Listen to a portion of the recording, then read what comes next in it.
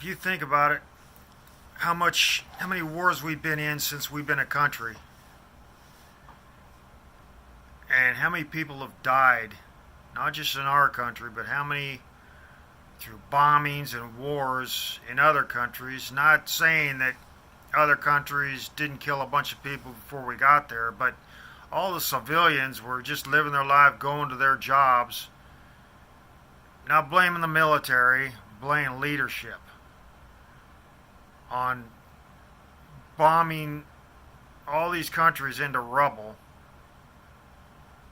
And how many civilians have died? I'm not saying civilians that fight for their country, which who's to say, well, you don't fight for your own country.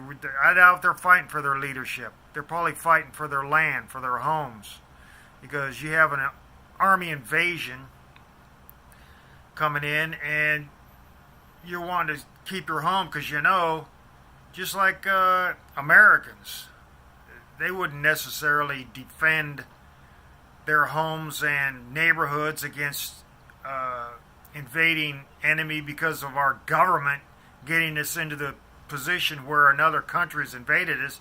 We'd be protecting it and doing everything we can because of another country coming in and trying to destroy our homes or take it over. Who wants to be kicked out of their own home by another country? You'll die for that. You'll do anything against them. It doesn't necessarily mean you're fighting for your country. You're just it's your natural instinct to protect your property, your family, your life from everything. But, you get so brainwashed into thinking, well, our government says, it's because this and that. Man, our government is controlled by corporations, by popularism. If they don't take a popular choice, they rationalize, let's see, a religious outlook, not a political outlook. They're looking for a popular decision.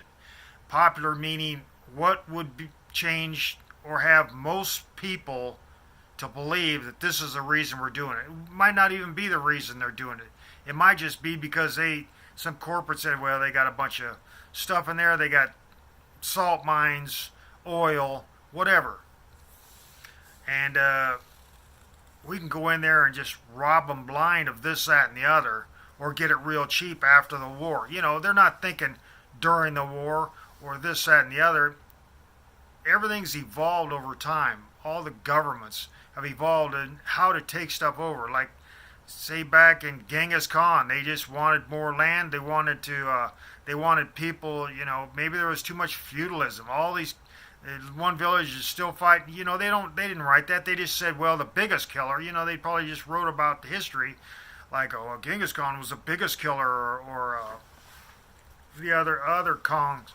They were the biggest killers. They didn't say that maybe these villages were fighting each other and killing each other, and they were just who knows? Maybe they all had different village. Each village practiced its own tradition and religion and whatever, because everything so spread out.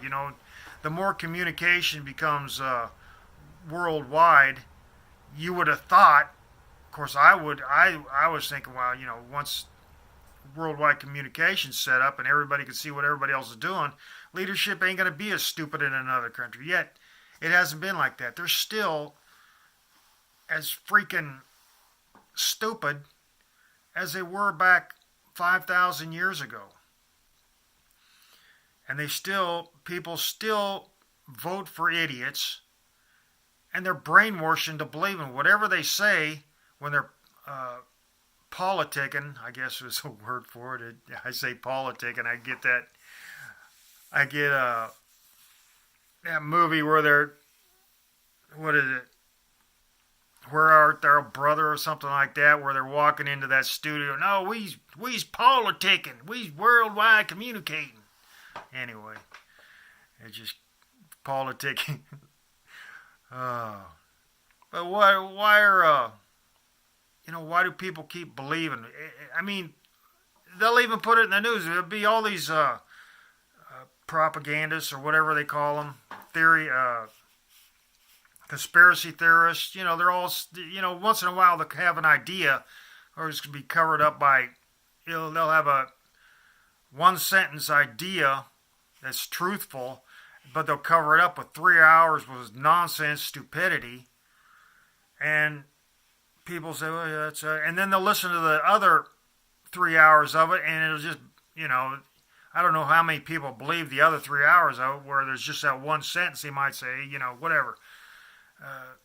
But they do. They brainwash you into believing what they say. I mean, who knows what, they write, like they say, the winners write history. So if winners write history, they could write it to their own way. And they're going to put this, that, and the other. They're going to put enough truth in there for the people at the time. I mean, was history even written during the time? Did they write it this and then over 100 years everybody died and they just kind of started rewriting? I mean, I'm just seeing that Khashoggi or whatever his name is, that guy, that Saudi newspaper guy, they're saying was murdered or had been ordered by the Saudi prince, who was denying any involvement. I mean, why is our country getting involved with that? We're not, what are we getting involved with Israel for? Why are we even voting on Israel agenda? I mean, that's not even our freaking country. Is it just because Christianity basically evolved from Jesus was a Jew, and therefore we have to back Jewish philosophy, and they don't care anything about this country. As far as I'm concerned, the whole Middle East, go back 5,000-6,000 years before there was even a religion from Jewish. It was all, what are those sheep-leg people? What are they? Pagans. It was pagan religion, and who knows what they was into. They can say this, that, the other, but it's, I'm not even going to get into religion. I'm not thinking about it right now. But this Khashoggi, I mean, why are we getting involved in this? It's not a citizen of the U.S. What are we going to do? Use our tax money? I don't want my tax money going towards any other country but the U.S. And I don't want it going toward people that create problems in the U.S. to have funding. I mean, if they create problems just so they don't have to do anything, just so they can have just free living, and then they continue to breed so more of theirs can get free, and everybody's just trying to spend money on places that doesn't need to be spent. So why are we worried about? I realize it's a moral issue, but why don't we put it toward not a propaganda, but why don't we put it, okay, we investigate. We investigated and we found out that the Saudi prince, the CIA who investigated, found out that the Saudi prince was the reason for this guy's dying, and they chopped him up, which freaking sounds like something the cartel would do down in Mexico. Who's not to say that this country came from the Middle East, or basically, the lower part. I mean, anyway, I'm not getting into that. I got another video on what I think of that, how everybody got here. But what are we going to do? Are we going to arrest the Saudi prince, bring him to our jails, and then we're going to pay for having this guy in our jails or something like that? Because, the Saudi prince will say, if I'm found out to be, we're acting like we're going against the Saudi prince, but basically they're probably saying, we're going to have to protect the Saudi prince now, that everybody's going to find out that he ordered the killing, so his government, his citizenry is going to chop him up or behead him in public. And so basically they're subliminally saying, what we're going to have to do is we're going to have to protect the Saudi prince, because if we protect him, say we put him in jail for 20 years, let him out after his dad dies, throw him back into Saudi Arabia where he becomes a king again, and then we'll get a bunch of free stuff. We won't, as citizens, we won't get anything.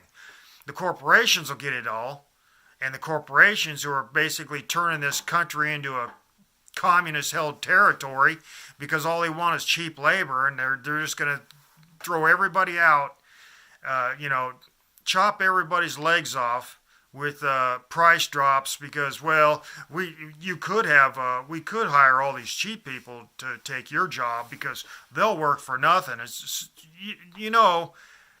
50 years from now, I mean, you look at immigration started out as that we wanted, or not we, but the government said, oh, we're going to have to open up, to make a lot of money on taxes because a lot of people, uh, living out in the country, I don't know how they paid tax back then. It's on what it was. I haven't really read up on how they paid taxes back. Back right after the America became America after the Revolutionary War. How they did that, but I've read how people were the first pilgrims and stuff, what they ate and how they lived and everything else. But uh, I mean, they're saying, well, we're going to have to get more money for us to, instead of they originally started out volunteering for positions, and then all of a sudden, hey, we could do this full time and tax just like England did, and we could live like kings. Instead of just one king, will be hundreds of kings, and that's basically what it is now. I mean, look at all the people. Look at how rich these people have. What, 4, 5, 6 houses, and they're trying to say how they know what it's like, for people to make it day to day, where they probably never held a job. They might have back in the day when they first started out as a country, and but now they're all living like kings. So we're basically, instead of one monarch, we have freaking thousands of monarchs, and we're paying through our taxes for these thousands of monarchs to make horrid decisions. And the planning is popularized planning. They don't take into account anything. They're not trying. If they want to put something into some place, they don't care who lives there. They're going to drill them out, tax them out, run them out, condemn them out to get them to move. And then they'll just pass laws against them, and the people will be outlaws. Then after a while, the people, the individuals that they're trying to get rid of will uprise, and the government will put the media against them because now they've been 10, 20 years just been condemned against.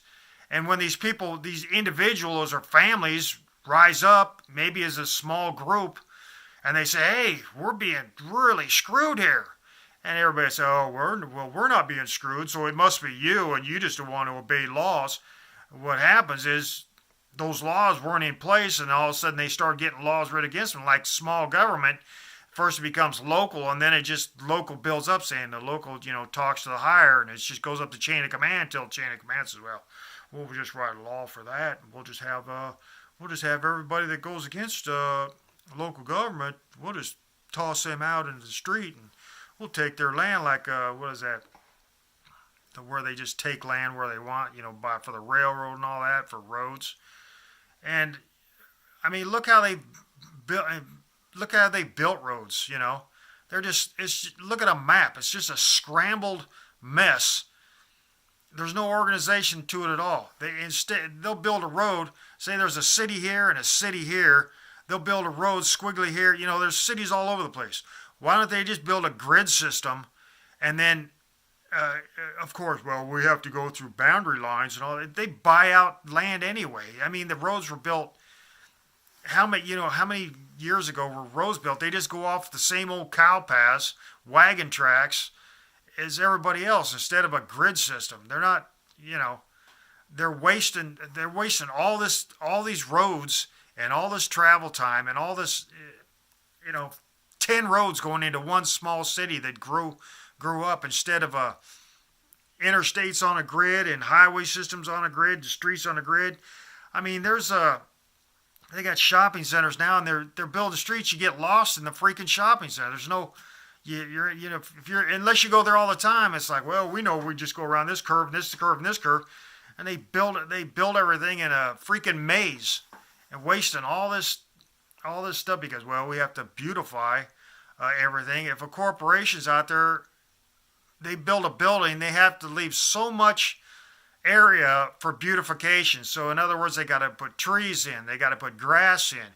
So they got all this area they could build up, but they can't because they got to put so much for parking, so much for trees, and they got to save a certain amount of green space for each building they put in. In fact, I got septic here. I have to pay sewage fees in my I don't know if it's my garbage pickup or whatever it is. In there is I got a sewage tax. I don't even have sewage. I got a ditch out front. Our streets just have just ditches with grass in them, and there's no run. And they're sending us bills for, well, all the runoff has to go somewhere. My runoff goes into my yard, my field, and it just goes out in the ditch and soaks into the ground. It doesn't even rain enough here to need a drainage system. It just sits in the ditch and then soaks away. And within, the day, I don't even think I've ever seen water in my ditch out front. I mean, heavy downpours and it just soaks in. But I still got a tax, and I called them up on it, and they said, well, it's this. They always have some thread of bullcrap that they feed you about, well, this is the reason you have to pay. No, it's because there's a bunch of greedy people that have just overruled, not looking to every situation, and then just like what do they call it when you get a insurance on a blanket? They blanket tax everybody, not blanket insurance, but they blanket tax a whole community. Even if this area of the community is like the area I have, and everybody here has septic. I live in what used to be, basically didn't used to be part of Des Moines, but they've annexed it. We can't even burn here. We can't burn tree limbs or garden stuff or anything like that because they've annexed it, and the city of Des Moines doesn't allow burning. So all these laws are just blanket laws that they throw down, not caring if it's somebody with a 43,000 square foot lot compared to an acreage.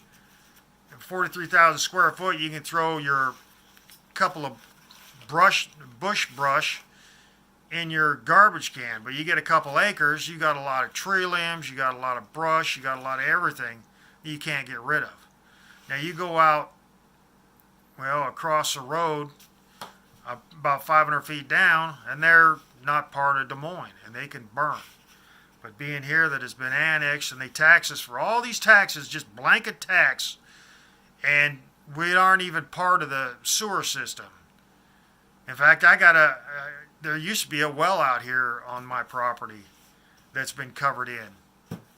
And it's just governments. They just brainwash everybody for everything. Doesn't matter what it is. They're not people that should be in leadership. They're people that have been popularized. They're popularized from people around them that say, oh, well, if we know them and we put them in a certain position, then we're gonna get certain looks, and certain things are gonna bypass us if we have to speak. So that little group gets to speak. The rest of us that don't know these people, this person's already made a decision because, well, who they're popularized by is what's going to control their decision. If you've ever argued against anybody in government, your side of the story does not matter to them at all. They've already made up their mind. They allow you to argue because they say, well, people can bring up and argue, and they have rights to speech. It doesn't matter. You could bring up a perfectly positive point, but if you're the only one with that perfectly positive point, they've already made their decision up because these other people in this other group that backs them or are popularized by them, they've already made their decision on how it's going to go. They allow you to speak, but nothing ever happens. You could have a better answer to all the problems, and they don't care what your opinion is. It's not part of their process, which is mowing you over in the process, but you're allowed the freedom so that you can't say, well, so you ever hear anybody say, okay, I had a better idea than them, and I was allowed to speak, but have you ever heard that somebody had a better idea that wasn't still mowed over by the government? They're a steamroller A popularized steamroller is all government is. And you can see that, and you know that in other countries, you can see the steamrolling effect. It's just like here. They're building, all they're doing is building uh, apartments everywhere because it's basically an industrial area. Now, I lived in the South for like 10 years, and I don't even know if I've seen a couple apartments. I lived in this small city north of Lake Pontchartrain, and there was few apartments, there was like apartments by one marina, but most of it was houses. Now there's a lot of they're not like a large industrial area. There's some industrialization, a lot of warehousing and stuff because of the shipping, but here it's more industrialized, more manufacturing, and all they're doing is try to cheapen you could make. I think the prices for labor, I think, was higher in the South than it is here in Des Moines. Or I haven't really looked around Iowa, but people down there, everybody says, well, it's cheaper to live down there, and I think they have, there are some places that they don't pay a whole lot of money, and they're doing this, they're basically starting to drop wages down there, but when I first started living down there, they had a higher labor wage, and I came back up here, and their labor wage doesn't compare to the labor wage down in the South, where everybody's, they're brainwashed into believing, well, the South is poor, you can't make no money down there. And right after Hurricane Katrina, McDonald's was hiring. Of course, this was to get people back to work because there's so many people had vacated after Katrina that to get like McDonald's and stuff open, they was paying $15 an hour starting wage at McDonald's. I come up here and they're at $8.50. This is Des Moines, where I'm from.